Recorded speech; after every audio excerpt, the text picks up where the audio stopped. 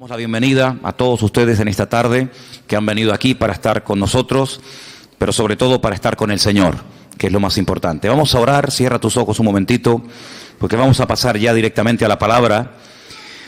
Y como les anuncié el otro día, el mensaje de hoy creo que va a ser un mensaje muy importante porque vamos a poner la base para lo que queremos que sea todo el año.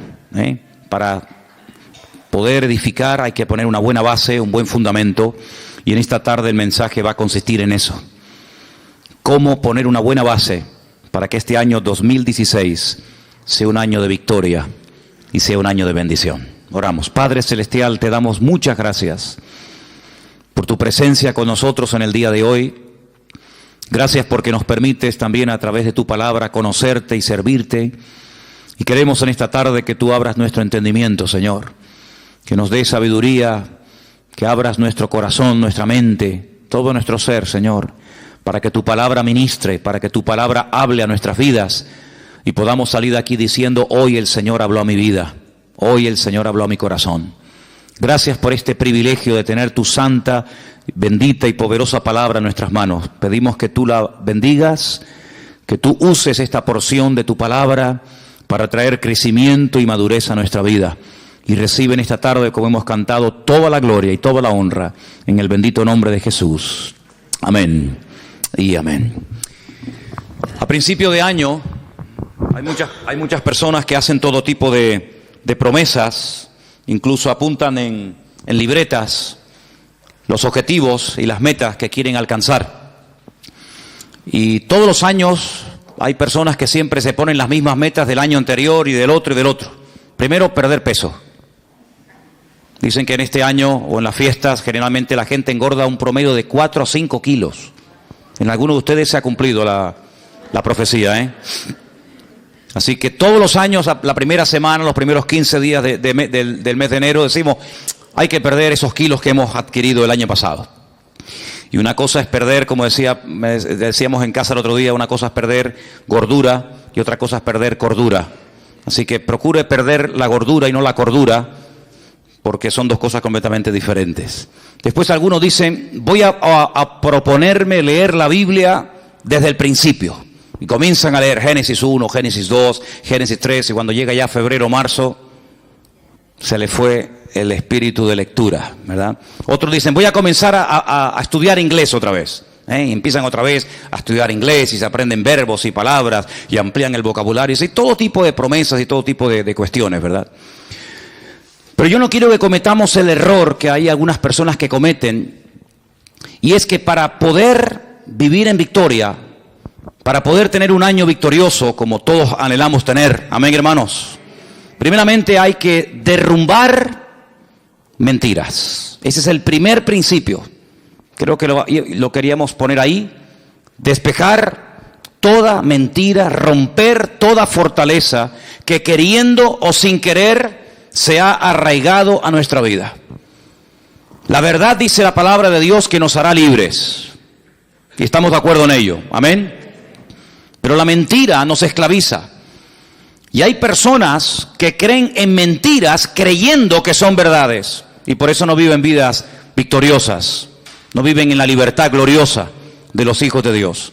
Así que antes de proponernos una meta, antes de decir voy a hacer esto, voy a hacer aquello, lo primero que tienes que hacer seriamente es romper toda mentira que esté en tu mente, que esté en tu estilo de vida. A veces son costumbres, a veces son pensamientos, traumas, recuerdos, etcétera, etcétera. Dice la palabra de Dios en 2 de Corintios, por ahí por el capítulo 10, que aunque andamos en la carne, no militamos según la carne. Porque las armas de nuestra milicia no son carnales, son poderosas en Dios para la destrucción de fortalezas, llevando cautivo todo pensamiento a la obediencia de Cristo. Tú no vas a ser libre, nunca, jamás serás libre, a menos que primeramente eches con verdades las mentiras que están en tu mente. ¿Cómo se puede vencer la mentira? Con la verdad. Por cada mentira que logres vencer hay que plantar una verdad en tu vida. Es lo primero que tienes que hacer. Hablaremos de esas mentiras en esta tarde. En segundo lugar, edificar nuestra vida sobre verdades. Ya hemos destruido las mentiras, ya las hemos eliminado, ya las hemos derrotado con la verdad de la palabra de Dios. Pero ahora la verdad tiene que ser la base, tiene que ser el fundamento sobre el que vamos a construir nuestra familia, nuestro ministerio. Todo lo que vayamos a hacer en la vida tiene que tener una base, pero una base verdadera, un fundamento firme, no arenas movedizas, para que podamos aguantar los avatares y problemas y luchas y pruebas de la vida. Y finalmente, una vez que hemos destruido y roto fortalezas de mentira, hemos puesto un buen fundamento basado en la verdad, tenemos que interiorizar y practicar esas verdades. Hay gente que sabe muchas verdades, muchísimas, pero luego no las viven, luego no las practican. Y si queremos realmente que el año 2016 sea un año victorioso, lo primero, guerra a la mentira. Vamos a hacerle guerra a la mentira con la espada de la verdad, con el poder de la verdad. La verdad dice que nos hará libres. Pues si nos hace libres la verdad, practiquemos la verdad. Derrumbemos, rompamos toda mentira, todo complejo, todo trauma, toda mala historia con la verdad.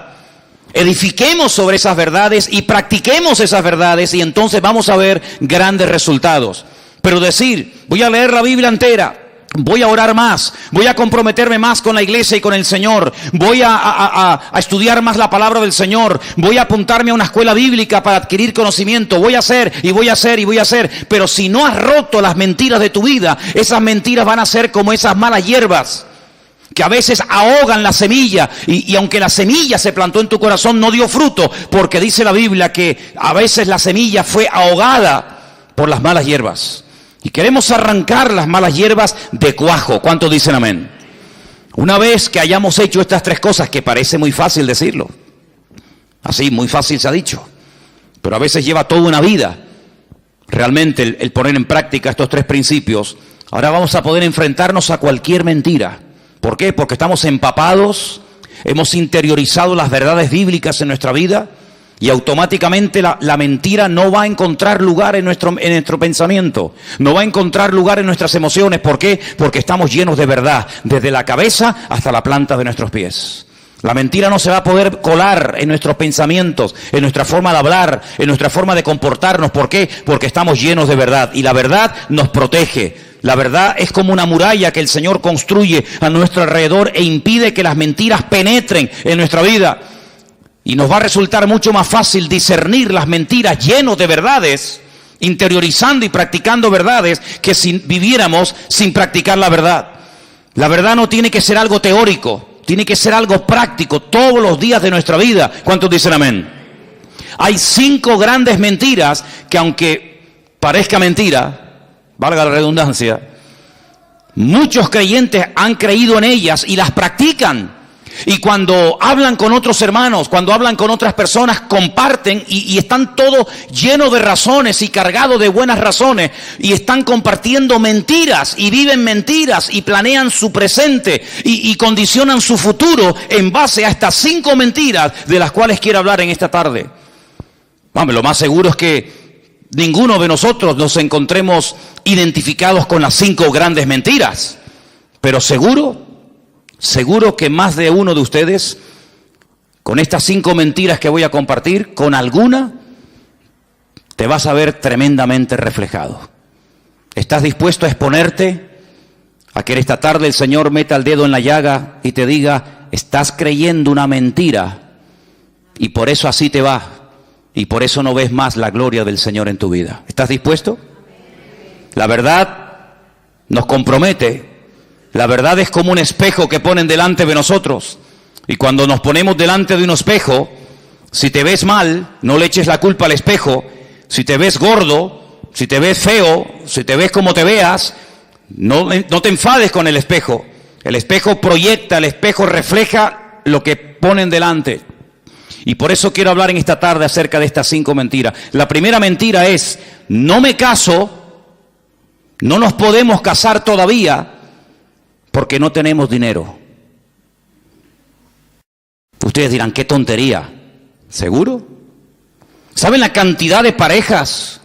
¿Saben la cantidad de creyentes, jóvenes, que les gustaría formar una familia, que les gustaría casarse, que le gustaría vivir con él o con ella toda su vida, pero dicen, no nos podemos casar porque no tenemos dinero. ¿Y no será que no tienes dinero porque no te has casado? ¿No será al revés? Si no tengo dinero, no me puedo casar. Pero ¿y si me caso, no vendrá la bendición a mi vida? ¿Cuántos dicen amén? ¿Es muy difícil lo que estoy diciendo esta tarde? ¿Estoy predicando demasiado profundo? Yo soy muy simple a la hora de predicar. Soy muy claro y muy directo. Y es una gran mentira cuando hay jóvenes enamorados que se quieren, que saben que ese es el hombre de tu vida, que sabes que esa es la mujer que Dios ha puesto en tu vida para fortalecerte, para acompañarte, para ayudarte. Y por el maldito y dichoso dinero no se casan e hipotecan años preciosos de su vida, que podían haber formado un hogar y venir hijos y servir juntos al Señor, pero no lo hacen e hipotecan su presente y también su futuro, porque dice, no tenemos dinero. ¿Y dónde dice la Biblia que tenemos que tener dinero para casarnos?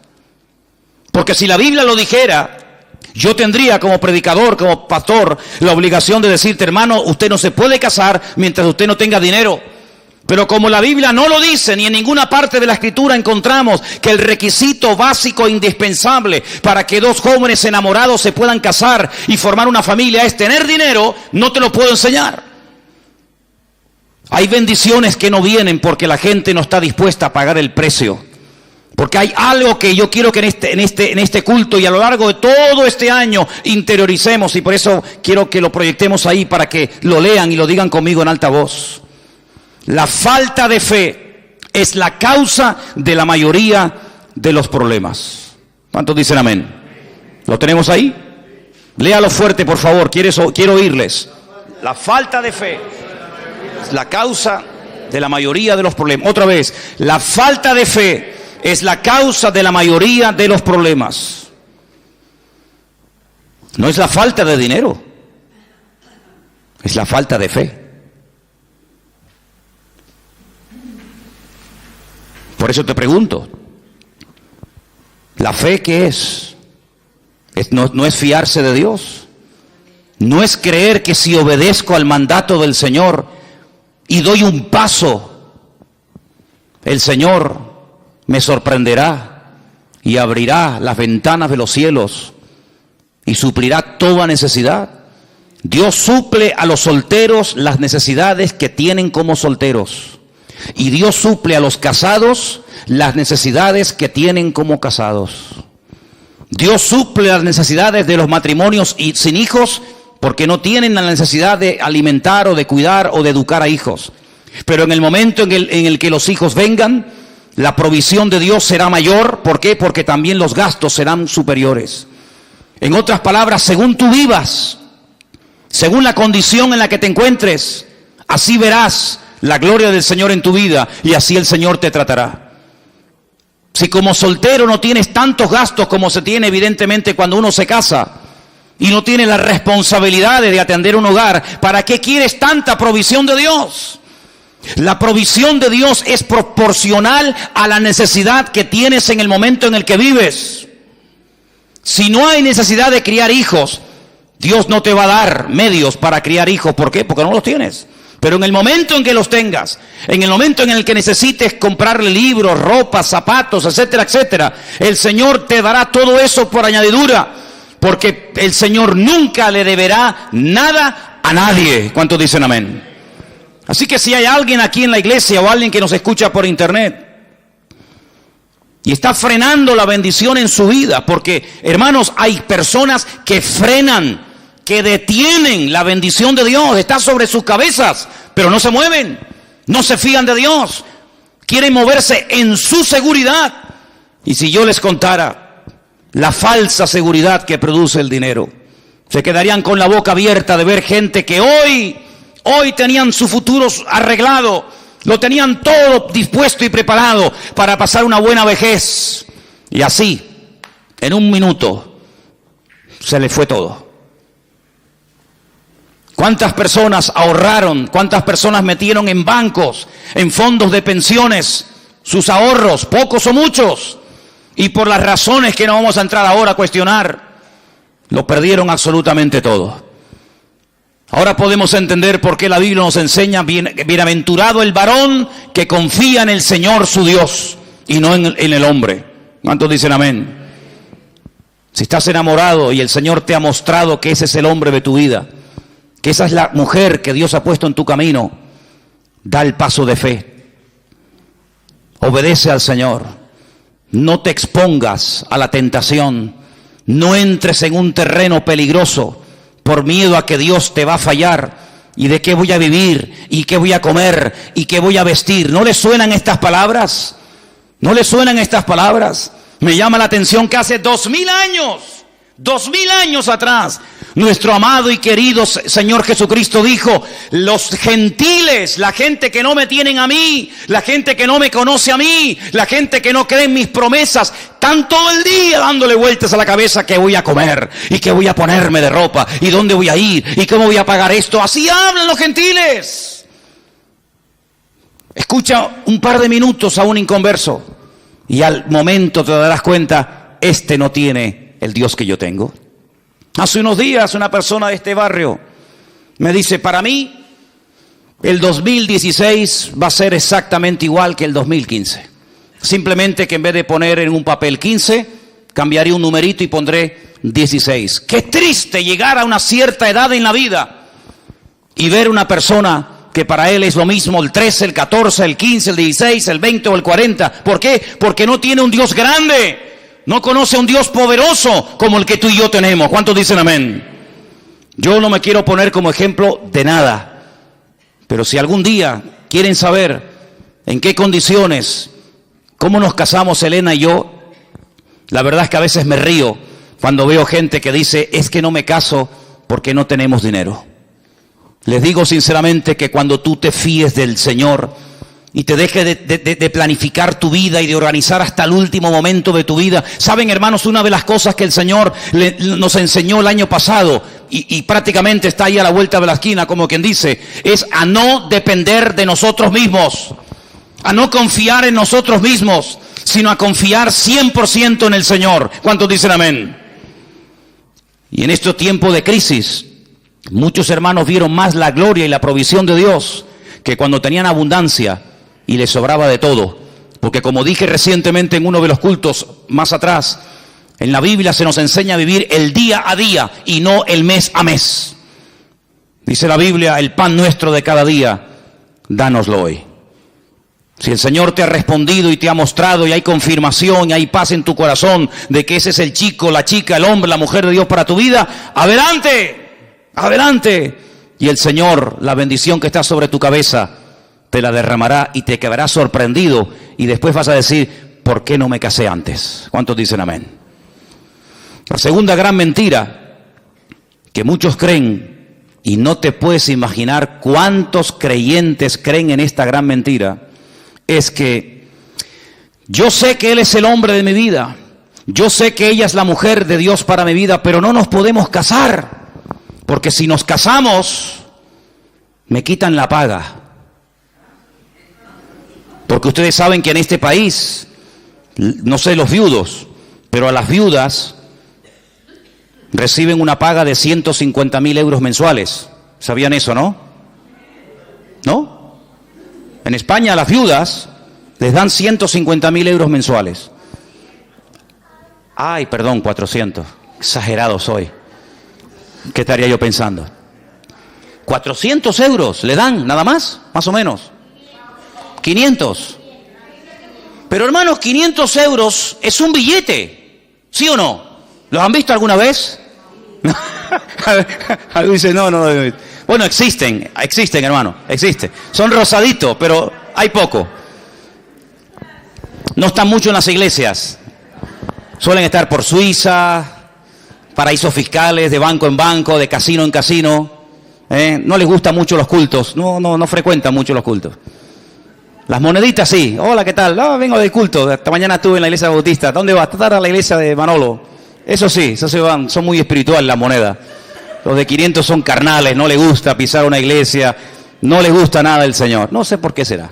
Pero existen. Hermanos, ¿sabe qué?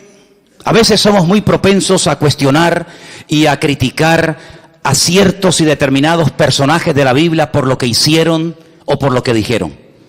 Decimos, pero Pedro, ¿cómo pudiste negar del Señor? Dudar del Señor y ahogarte cuando estabas caminando por encima de las aguas y viste al Señor a tu lado? ¿Cómo pudiste dudar? Hermano, ¿y nosotros? ¿Y nosotros? ¿Y cómo pudo Moisés bajar de la montaña después de haber estado 40 días de ayuno y oración y tirar por el suelo la obra de Dios, las tablas de los 10 mandamientos en un momento de enfado? ¿Cómo pudo hacer aquello? Ay, hermano, ¿y usted y yo? No hemos perdido nunca los nervios ni nos hemos enfadado, todos los hemos hecho perfectos. ¿Y cómo pudo fulanito? ¿Y cómo pudo David? ¿Y cómo pudo menganito hacer tal y aquello? Ay, hermano. ¿Y cómo es posible que un cristiano que lleve toda la vida en la iglesia sea capaz de vivir años y años en adulterio, acostándose cada semana y cada día con su marido, con su esposa, y no queriendo poner su vida en orden por una paga de 400 euros? ¿Así valoras a Dios? ¿Eso es lo que vale tu testimonio? ¿Eso es lo que vale la santidad? ¿400 euros? ¿500? ¿600? ¿1000? ¿1 millón? ¿Eso es lo que vale tu santidad? Qué bonito es venir a la iglesia y hacer lo que me da la gana, ¿verdad? Qué bonito es decir, no, yo organizo mi vida, mi tiempo, mis pagas, mi tiempo libre, mi mujer, mi marido, mi esto y aquello, pero después voy al culto y el Dios me tiene que hablar, me tiene que bendecir, me tiene que ayudar, me tiene que dar trabajo, tiene que proveerme esto y aquello. Pero hermano, las condiciones no las pone usted, las condiciones las pone el Señor. ¿Cuántos dicen amén? Y sin santidad, mi Biblia dice, y la suya también, sin santidad nadie verá al Señor. Pues lamentablemente tengo que decir que he conocido y conozco creyentes que no se casan ni ponen su vida en orden porque el Estado les quita la paga. Y hermanos queridos, ¿y no creen ustedes que a lo mejor si se pusieran en orden delante del Señor, el Señor le daría mucho más que esa paga del hombre? Y verían cómo el Señor es fiel y cómo el Señor bendice a la persona obediente y que se fía de Dios. ¿Cuántos lo creen conmigo? Gloria a Dios. Otra gran mentira: no nos casamos porque no tenemos dinero, no nos casamos porque nos quitan la paga. ¿Quiere más? No tenemos hijos, no podemos de momento tener hijos porque la vida está muy difícil. Y algunos cuando quieren tenerlos no les vienen. Hicieron todo lo humanamente posible para evitar que vinieran. Y algunas parejas, no muchas, pero conozco algunas que cuando quisieron que vinieran, no venían. Y veían a otras parejas cómo tenían hijos, pero ellos no. Y ya no hacían nada para evitar el tenerlos, pero ya no venían, ¿verdad? Como si nosotros pudiéramos negociar la vida o la muerte, el sí o el no, el estar o no estar, deseosos de ser padres por una situación económica. Ya sé que la vida que vivieron nuestros padres, nuestros abuelos y nuestros antepasados no tiene nada que ver con la vida, con las exigencias de un joven, de un niño, de una pareja hoy en día. Ya sé todo eso, ya lo sé. Ya sé que antiguamente se tenían un montón de hijos y no se pensaba si estudiaban o si no estudiaban esto o aquello. Pero no nos habremos complicado la vida nosotros los creyentes y cuestionamos o dudamos de la provisión de Dios con la excusa de que como estamos pasando tiempos difíciles y tiempos de excusa, lo que tenemos que hacer es sacrificarnos y no tener hijos, cuando la Biblia dice que la bendición de Dios para un matrimonio son los hijos. La herencia del Señor son los hijos. ¿Por qué no quieres la herencia de Dios? ¿Por qué no quieres tener la herencia del Señor?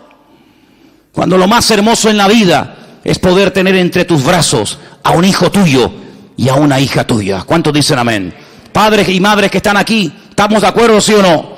Lo más hermoso del mundo es tener un hijo y tener una hija. Lo más hermoso. No hay gozo, no hay alegría más grande en la vida que tener a un pequeñín corriendo por tu casa. Hermanos, perdonen la expresión, pero hasta cuando hace caquita, hasta te alegra, porque la caquita de tu hijo es la más especial de la tierra.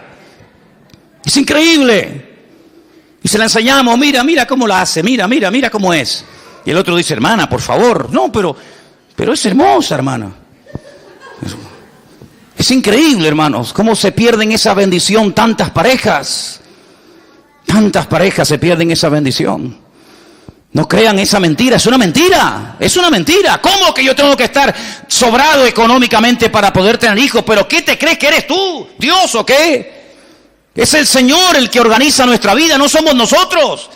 Pero vivimos en un contexto, en un sistema que nos ha engañado y nos ha cegado, creyendo que nosotros hasta podemos organizar nuestra vida. Cuando la Biblia dice, no vivo yo, mas vive Cristo en mí. Y te vuelvo a repetir, en el momento en el que vengan los hijos y vengan más necesidades, evidentemente, también vendrán más bendiciones de parte del Señor. Si tienes 3 hijos, Dios te proveerá para 3 hijos. Si tienes 10, Dios te proveerá para 10. Y si tienes 500, que lo dudo, pues para 500 el Señor te suplirá. No tienes que tener ningún temor. ¿Cuántos dicen amén? No tengan ningún temor. Es más, tener hijos cuando te sobra, lo hace cualquiera. No tienes que ser ni creyente. Si tienes 1 millón de euros en el banco y ganas un sueldazo tú todos los meses y tu mujer otro tanto, bueno, sí. ¿Y no será que después quieres viajar y conocer mundo y ir por aquí, ir por allá, y los hijos son un estorbo y ya nos van a frenar y nos van a cortar la libertad? Entonces, ¿qué quedamos? No tenemos hijos porque no tenemos dinero, y cuando tenemos mucho dinero queremos pegarnos la gran vida y de momento vamos a disfrutar. Y a veces he escuchado esa barbaridad decir, no, vamos primeramente a disfrutar y después que vengan los hijos. Y los hijos escuchando. Es como cuando una madre me dice, nosotros no queríamos que vinieran más hijos, pero bueno, vino esta. Y recuerdo una vez que una niña se quedó mirando a su mamá y le dijo, esto es verdad, ¿eh? Mamá, ¿tú no querías que yo viniera? No, calla, hija, que tú no son conversaciones de adultos. Sí, entienden. Claro que, ¿cómo no van a entender? ¿Son tontos o qué? Entienden más que lo que tú te crees. Amados, no creamos las mentiras del mundo. Si quieres ver más las bendiciones de Dios en tu vida, arriésgate. Porque el Señor no le debe nada a nadie. Y la causa de todos los males, y la causa por la cual muchos no prosperan, y la causa por la cual muchos nunca les llega, aunque ganen millones, es porque la falta de fe es el padre de todos los problemas que vienen a nuestra vida. Cuarta mentira: no puedo dar ofrendas, ni diezmos, ni colaborar con la obra, aunque me gustaría mucho hacerlo, porque no gano lo suficiente. Y algunos se lo creen. Dice, no puedo dar una ofrenda especial, no puedo ir al campamento, pero me gustaría pagarle a 4 o 5 jóvenes o hermanos para que vayan, o me gustaría mandar una ofrenda para comprar Biblias, o me gustaría ayudar más a la obra de Dios, pero no puedo porque gano poco dinero. Y algunos se lo creen y se llaman cristianos y llevan toda la vida en la iglesia. Y así como organizan su vientre, organizan su tiempo y organizan su dinero y organizan todo. Y son como mini dioses, dioses en miniatura. Organizo mi tiempo, organizo mi vida, organizo mi vientre, organizo todo lo que hago y todo lo que digo. Dice la palabra de Dios, y quiero llevarles a un pasaje que gracias al Señor están todas las Biblias nuestras en esta tarde, y está en el último libro del Antiguo Testamento, en el libro del famoso profeta Malaquías.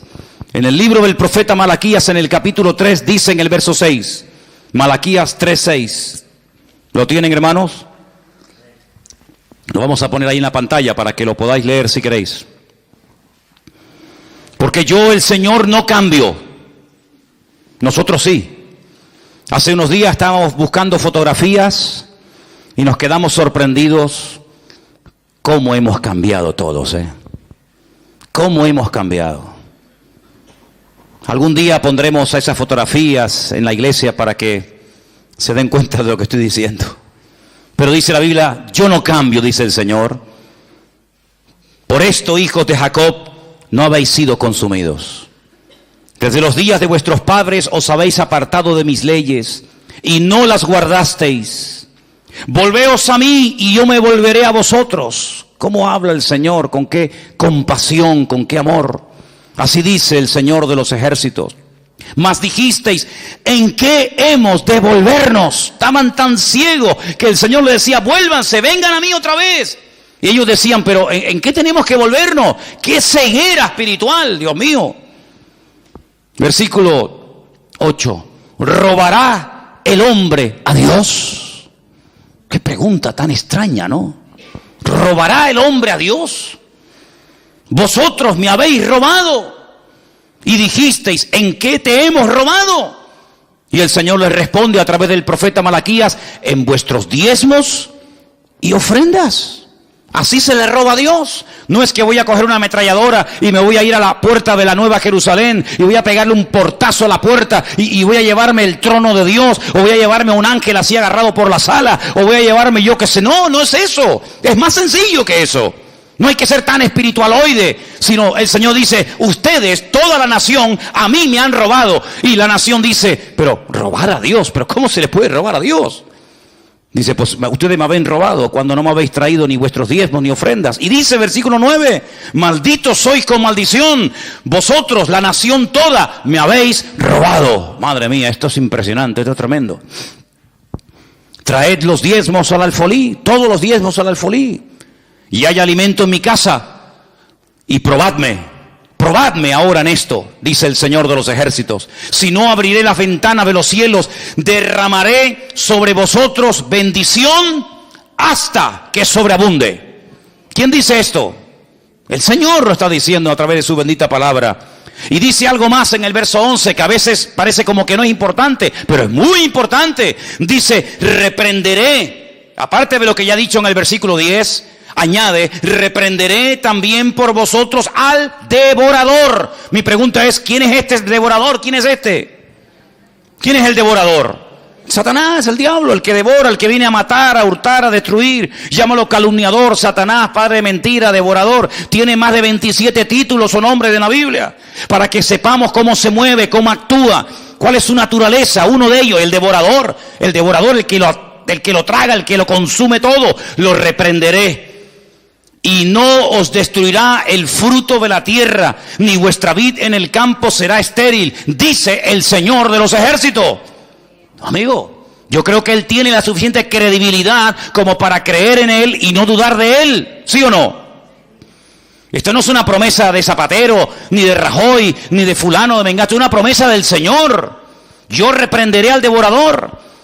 Habrán millones de insectos y millones de plagas en el mundo, pero si ustedes hacen lo que tienen que hacer, yo mantendré a raya, yo lo mantendré a raya. Vuestra vid no se va a echar a perder. Habrá bendición hasta que sobreabunde, dice el Señor. Y todas las naciones, versículo 12, todas las naciones os dirán, bienaventurados, porque seréis tierra deseable, dice el Señor de los ejércitos. Unas promesas tremendas, que muy pocas veces se leen, pero en este primer domingo del año creo que vienen bien leerlas. Entonces, haga lo que tiene que hacer, cumpla delante de su Dios con lo que tenga que cumplir y deje los resultados en las manos del Señor. Yo no soy como esos predicadores que abundan por ahí, cada vez hay más, lamentablemente, que todo lo arreglan con diezmos y ofrendas. Usted está enfermo, ofrende y diezme. Usted tiene un problema en el matrimonio, ofrende y diezme. Yo no soy de esos cuatreros del púlpito que despellejan a las ovejas y se pegan la gran vida a costa de la pobre gente. Yo no soy de esos. Al contrario, totalmente enemigo de ese evangelio, que ni es evangelio ni es nada. Y ellos lo saben. Pero sí soy una persona que cuando la Biblia dice algo, mi obligación es decirlo. Y la palabra del Señor nos enseña que si queremos ser personas prósperas, económicamente hablando, materialmente hablando, hay unos principios ineludibles. Hay algo que yo tengo que hacer como padre de familia, como hombre, como matrimonio, cosas que tenemos que hacer. Y cuando las hagamos, la bendición viene. Eso sí dice la Biblia. Y yo se lo dejo ahí para que usted lo analice y coma el pescado y deje las espinas a un lado. La quinta y última mentira: no puedo asistir a los cultos, tengo que trabajar mucho, tengo que hacer muchas horas extras, porque tengo muchas cosas que pagar, tengo muchos gastos, y han creído en la mentira que cuanto más horas trabajan, más dinero van a ganar. Y eso es falso. Hay gente que está trabajando más que nunca y ganando menos que nunca. ¿Qué le parece? No puedo ir al culto el jueves. ¿Por qué? Pues estoy trabajando. No tengo que hacerlo, pero yo voy a quedarme porque tengo que hacer horas extraordinarias. El domingo tampoco puedo ir, y al retiro este de febrero no cuenten conmigo. Ay, cómo me gustaría ir, pero no puedo porque tengo... Cuando dice la palabra de Dios, buscad primeramente el reino de Dios y su justicia, y todas las demás cosas vendrán por añadidura. Yo me imagino, y por eso me adelanto, para que no se infiltre esa mentira entre nosotros con este anuncio que acabo de dar hace un instante del retiro para el mes de febrero, que algunos ya habrán dicho en su corazón, cómo me gustaría ir, pero no tengo dinero. Y si tú supieras que es al revés, lo primero que tienes que hacer es, yo voy a ir, porque si yo voy a ir, el Señor me va a dar el dinero para poder ir. Yo he ido docenas de veces a Israel. Jamás en mi vida me he preguntado cómo voy a ir. El Señor, cuando ve que hay en el corazón de una persona un deseo genuino y real de conocer y de visitar su tierra, el Señor a esa persona milagrosamente le provee todo lo necesario para que pueda ir. Hace años que aprendí, y lo aprendí, y ahora les voy a contar un testimonio que por poco me cuesta la vida. Aprendí que mi agenda, y aprendí que mis necesidades, quien las suple es el Señor. En el año 90, fíjate lo que ha llovido, algunos de ustedes ni habían nacido.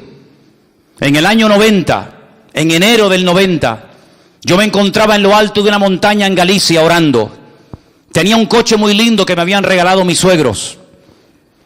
Yo lo quería vender porque mi ilusión era ir a Argentina, en aquellos años del gran despertar y del gran avivamiento del Señor en aquel país. Yo quería ir allí. Y mis planes, mis proyectos, mis ideas geniales y maravillosas eran vender el coche. Y como en aquellos tiempos la vida allí era tan económica, pues yo lo que quería era vender el coche, comprarme los billetes que se compraban en aquella época de segunda mano, una cosa que suena impensable hoy en día. Personas que venían a España y vendían el billete de vuelta, ¿qué te parece? Y llevarme un dinerito para estar allí unos meses y ver el mover de Dios allí. Y yo oraba y confiaba de que ese coche me iba a proveer mis necesidades. Pero la pregunta es, ¿quién es el que suple nuestras necesidades? ¿El coche? ¿El oro? ¿El trabajo? ¿Quién suple las necesidades de un creyente? El Señor es el que la suple. Puede utilizar cualquier medio, pero jamás poner la fe en el medio, sino poner la fe en el Señor y que Él use el medio o el instrumento que quiera. Y yo bajaba de la montaña y en una recta, al final había una pequeña curva y al suelo le habían echado lo que llamamos aquí ese piche, esa como picón. Y yo frené y el coche me derrapó y no fui capaz de tomar la curva y el coche salió así, despedido, al vacío. Esa sensación de ir en una especie de montaña rusa sin raíles, porque cuando vas en la montaña rusa, sabes que de alguna manera, pero esa sensación de caer al vacío y esa cosa que te da aquí en el estómago, es una sensación terrible. Recuerdo que yo no llevaba el cinturón de seguridad puesto, me agarré al volante, apreté con todas mis fuerzas hacia atrás, hice la oración más corta y más ungida de toda mi vida. Jamás en mi vida he orado con tanta fe y a grito, solamente me dio tiempo de decir, Señor, sálvame. Y cuando dije eso, el coche hizo ¡bum! Cayó así de punta. Primeramente cayó sobre la rama de un árbol, la partió. Eso fue lo que gracias a Dios me amortiguó y cayó así de punta, el coche quedó así. Por este lado recuerdo que había como una roca, una pared, no podía salir. El cristal, la luna delante, salió entera. Y al momento de salir entera, los limpiaparabrisas entraron para adentro. Y yo notaba que algo estaba cayendo del techo. Yo pensaba que era gasolina y que iba a explotar. Es una cosa tan terrible. Y yo miraba para el techo y decía, pero yo no veo que cae nada. Y cuando hice así me toqué y tenía todas las manos llenas de sangre. Pero mi preocupación no era ni la sangre, mi preocupación era mi coche que se ha roto. ¿Cómo me voy a Argentina ahora? ¿Cómo compro los billetes ahora? Y entonces salí del coche, me subí arriba a la carretera, venía un tractor Y entonces lo paré y le pedí que por favor me ayudaran a sacar del fondo del barranco mi coche. Y el hombre me dice, pero ¿dónde está tu coche? Digo, está allá abajo. Cuando el hombre se asomó, dice, ¿pero tú has salido de ahí? Digo, sí, de ahí salí. Bajó con el tractor, me sacó el coche era un acordeón, hermanos. Un acordeón. Solamente quedó una rueda, las demás las reventó todas. La palanca de cambio desapareció. El coche era, pobrecito, un acordeón. Me fui a una casa por ahí por el campo, le pedí a una señora que me dejara entrar en casa para lavarme, para que cuando llegara a casa Lera no me viera todo lleno de sangre, todo sucio. Y entonces me dejó pasar al baño, la mujer, sí, pasa. Y estando allí, lavándome la cara, se me fue el conocimiento, volví otra vez y perdí el coche. Yo entré en una crisis de fe, una crisis de no sé de qué. Y ahora cómo me voy, Señor, y ahora cómo ya me había despedido de la iglesia, ya habíamos entregado a la iglesia a otro pastor, que después la pastoreó 10 años más después de nosotros. Hermanos, comenzamos a visitar iglesias para despedirnos, y cada vez que íbamos a una iglesia nos daban ofrendas.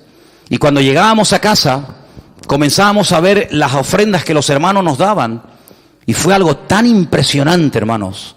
Pudimos ir a Argentina, pudimos estar un tiempo allí. El Señor, el tiempo que estuvimos allí, viviendo totalmente por fe, nos permitió recorrer el país de punta a punta. El Señor suplió todas nuestras necesidades de una forma milagrosa. Fuimos con billete de ida y no con billete de vuelta. Pero cuando teníamos que volver, una iglesia puso unas cajas de cartón así, la iglesia Santuario de Fe en la ciudad de Rosario, en Argentina, Pastor Norberto Carlini, y puso unas cajas y dijo, hermanos, Manolo y Elena han sido una bendición para nosotros este tiempo que han estado aquí, vamos a bendecirlo. Ellos han sentido volver a su tierra y la gente comenzaba a pasar y llenaban cajas de billetes y pudimos comprar los billetes de vuelta. Y por si esto fuera poco, años más tarde, mi hija se enamora de un argentino. Y esa fue la guinda que coronó el pastel, ¿no? De la misma ciudad donde vivimos nosotros. Amados, si no estamos dispuestos a pagar un precio, seremos toda la vida cristianos mediocres. Iglesias de barrio, pobrecitas, que no tienen una visión mucho más allá que simplemente pagar la luz y el agua y sobrevivir mensualmente. Hermanos, tenemos que ampliar nuestra visión. Tenemos que creer que nuestro Dios es un Dios grande, que no lo limita nada ni nadie, pero sí nosotros podemos llegar a limitar a nuestro Dios con nuestra forma de hablar, creyendo en estas 5 mentiras, que simplemente he mencionado 5, podría mencionar otras más. Pero tenemos en este año que activar nuestra fe de tal manera que podamos ir mucho más allá de lo que, gloria al Señor, hasta el día de hoy hemos podido llegar, porque nuestro Dios es el Dios todopoderoso. ¿Cuántos dicen amén? Y por eso he reservado para el final 2 versículos que los leí en estos días y son realmente impresionantes. Quiero llevarles un momentito al libro de Deuteronomio, el capítulo 7 y el capítulo 8. Y voy a leer 2 versículos y explicarles brevemente algo, para que os deis cuenta, como un agregado más, que no solamente hay que romper mentiras y edificar sobre la verdad y poner en práctica las verdades aprendidas semana tras semana, mes tras mes, sino que hay algo que he querido dejarlo para el final como una especie de postre que nos ayude a ver durante este año la bendición de Dios en nuestra vida. Deuteronomio capítulo 7 se leyó desde el 12 en adelante, pero el versículo 12, Deuteronomio 12, yo lo voy a leer en otra versión. Creo que nos va a ayudar a comprenderlo un poquito mejor. Dice el versículo 12, según esta versión que yo lo voy a leer ahora. Y como consecuencia de haber escuchado estos mandamientos y de haberlos guardado y de haberlos llevado a cabo, el Eterno tu Dios guardará para ti el pacto y la bondad que Él juró a tus antepasados. Fíjate, como consecuencia de, no como algo automático, no como algo que se produce instantáneamente, sin ningún tipo de esfuerzo por mi parte, sino como consecuencia de haber puesto en práctica los mandamientos del Señor, como consecuencia de haber interiorizado y de haber vivido y de estar viviendo en la verdad. La consecuencia directa de eso es que el Señor cumplirá con su pacto que ya había dado a nuestros padres en el pasado. Miren, hermanos, hay algo muy interesante que los judíos han hecho durante mucho tiempo, y a ellos les ayuda todos los años a tener un ciclo de lecturas, empezando por el libro del Génesis y terminando por el libro de Deuteronomio, independientemente de otros libros, independientemente de otras lecturas. Ellos han dividido en más de 52 porciones estos 5 primeros libros de la Biblia, que nosotros llamamos el Pentateuco y ellos lo llaman el Humash, la Torá. Ellos leen a lo largo de un ciclo que dura un año, de octubre a octubre, estos primeros 5 libros de la Biblia, y a cada una de estas porciones le han puesto un nombre. Y así, simplemente mencionando el nombre, ya saben de qué libro y de qué porción estamos hablando. Hay una porción que empieza en Deuteronomio 7:12, el versículo que yo les acabo de leer. Y el nombre que le han puesto a esa porción, que va hasta otros capítulos, se llama Ekev. Ekev. Y la palabra Ekev significa talón, el calcañar. Y uno dice, ¿y qué tiene que ver la palabra Ekev con esta porción de la Biblia? Claro, usted lee el versículo 12 y la palabra talón no la ve por ninguna parte, ¿verdad? Usted ve la palabra talón en el versículo 12 por ninguna parte, pero en hebreo está. En hebreo está. Y es interesante notar, cuando uno lee el libro de Josué, que cuando ellos van a entrar a tomar posesión de la tierra, por fin, después de 40 años de dar vueltas y vueltas y más vueltas en el desierto, hay algo que tienen que hacer los sacerdotes. Ustedes lo pueden leer en Josué capítulo 3, del 13 al 17, cuando lleguen en casa, lo leen tranquilamente. Josué 3, del 13 al 17. El Señor le dice a Josué, dile a los sacerdotes que portaban el arca, que cuando ellos entren y mojen sus calcañares, sus tobillos, cuando las plantas de sus pies entren a las aguas del río Jordán y se queden firmes, quietos, sin moverse en medio del río Jordán, las aguas que vienen del norte de Israel se detendrán. Y evidentemente las aguas que van hacia el sur, que entran en el Mar Muerto, se irán.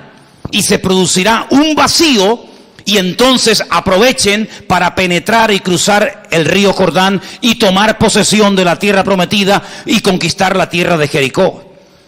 Fíjate qué interesante, no dice cuando se mojen la cabeza o metan la mano, sino cuando se mojen las plantas de los pies de los sacerdotes. Tenemos una expresión que muchas veces decimos, hay que mojarse, amigo, mójate, cuando le hacen una pregunta en la televisión a una persona, a ver, ¿quién va a ganar, fulano o mengano? Y dice, bueno, no, mójense.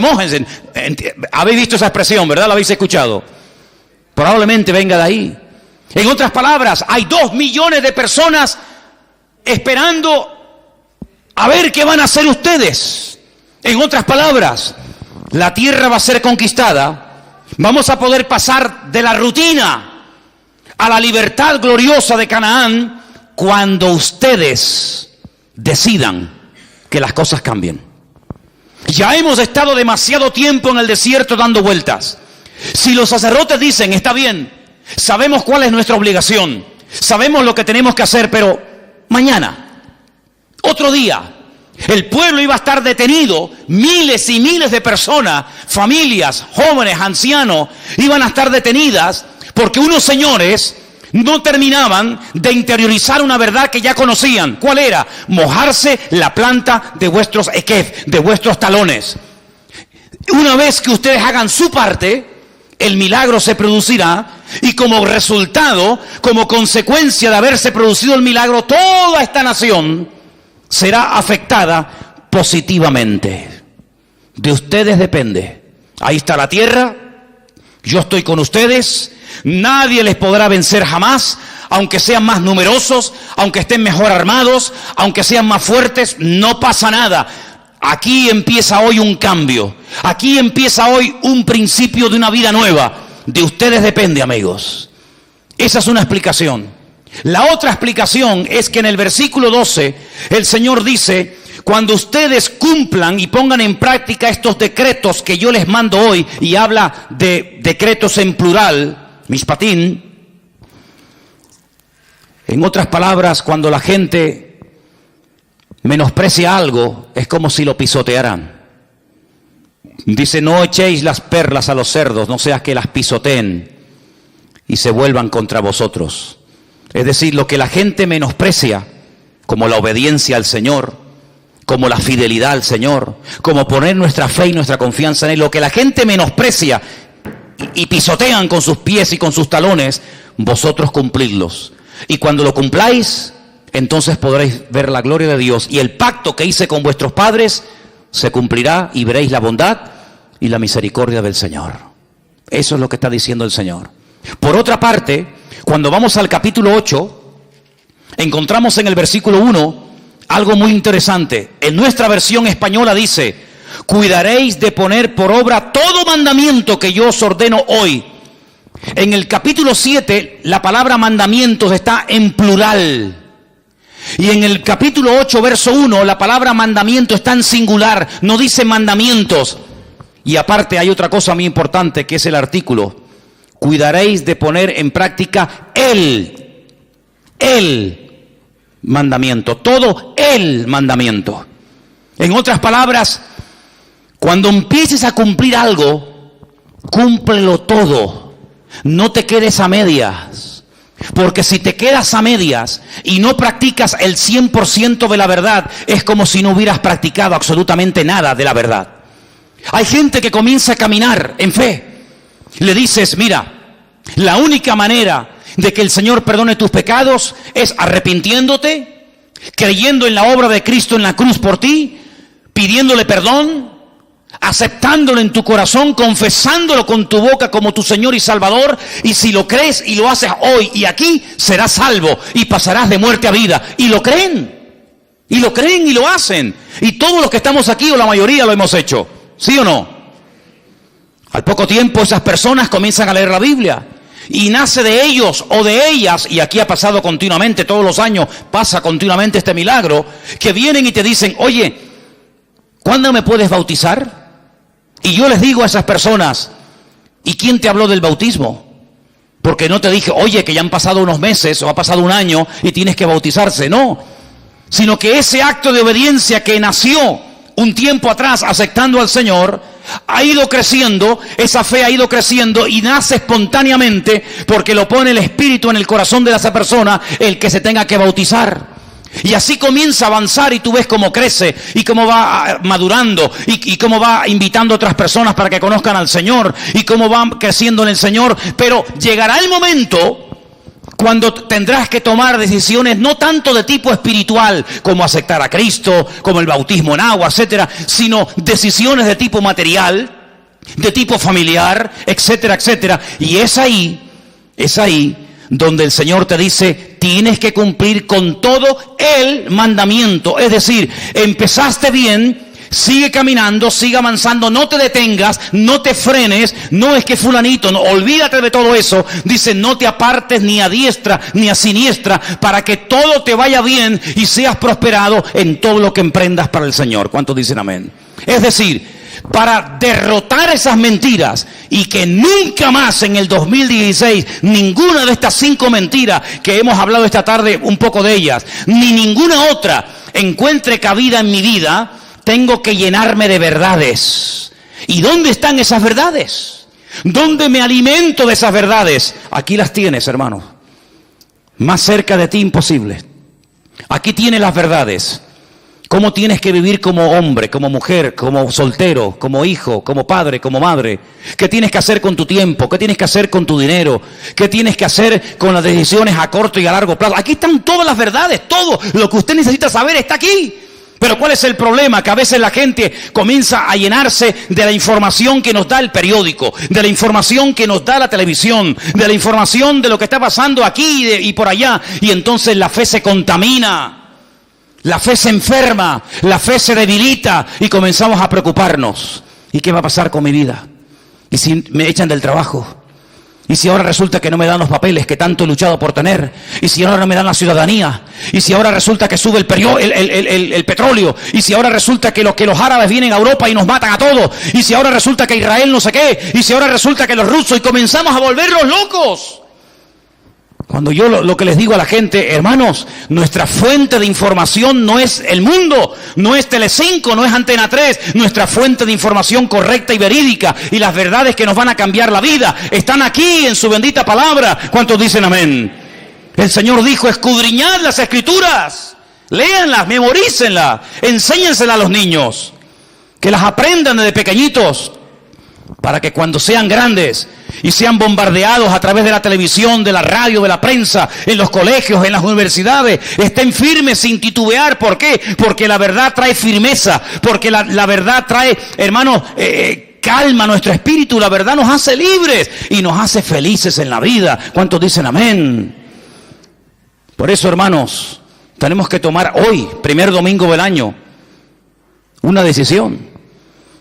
Mojarnos los pies en las verdades del Señor.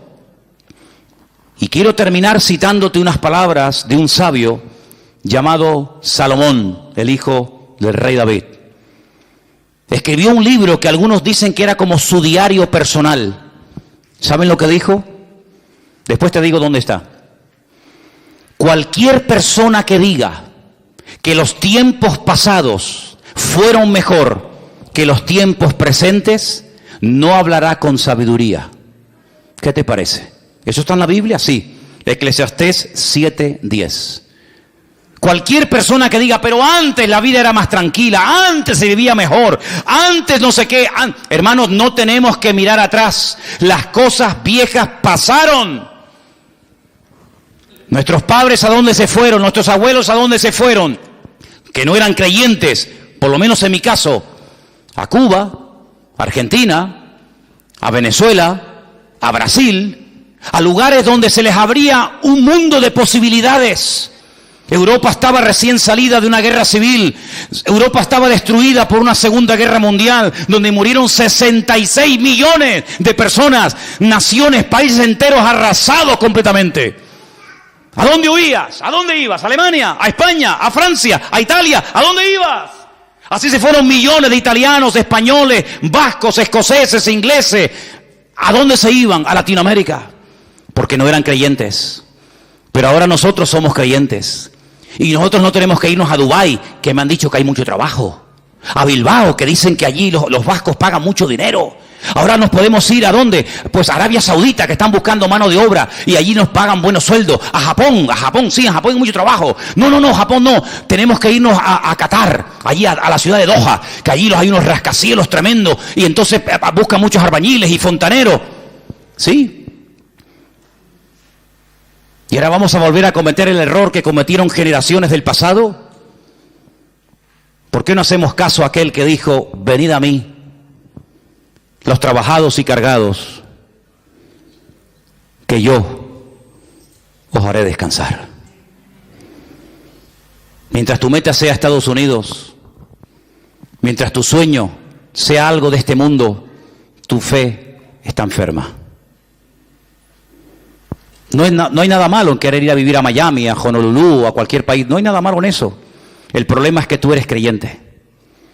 Y tus acciones, tus actitudes, tu estilo de vida tiene que ser diferente. Y tu estilo de vida te descubre y te delata. Y cada vez que dices, me voy a ir para allá, o voy a comprar esto, o voy a hacer aquello, cada vez que hablas de la abundancia del corazón, habla la boca. Y lo que estás diciendo es que confías más en el tío Sam que en el Rey de Reyes y Señor de los Señores. Yo podía haberme ido a predicar y a vivir a Estados Unidos sin ningún problema. Hasta me ofrecieron allí ir a predicar. Pero jamás quise hacerlo para que nadie pensara que lo que quería era vivir mejor allá que aquí. Porque, ¿saben qué?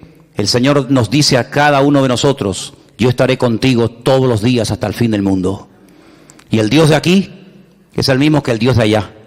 Si usted como creyente necesita ir a otro lugar para ver cómo sus necesidades son cubiertas, su cristianismo para mí no es nada atractivo. Para mí es atractivo ver a una persona que sin necesidad de estar buscando salidas humanas, entra en su aposento, cierra su puerta, ora y clama a su Dios, y su Padre que lo ve en lo secreto, lo recompensará en público. Esa es la persona que hay que imitar. La persona que pone su confianza en el Señor y no en el dólar, en el euro, en Suiza, en esto o en aquello. Hoy, primer domingo del año, tú tienes la responsabilidad de decidir qué rumbo va a seguir tu vida durante el 2016. Yo ya la he tomado y estoy seguro que hablo en nombre de mi familia.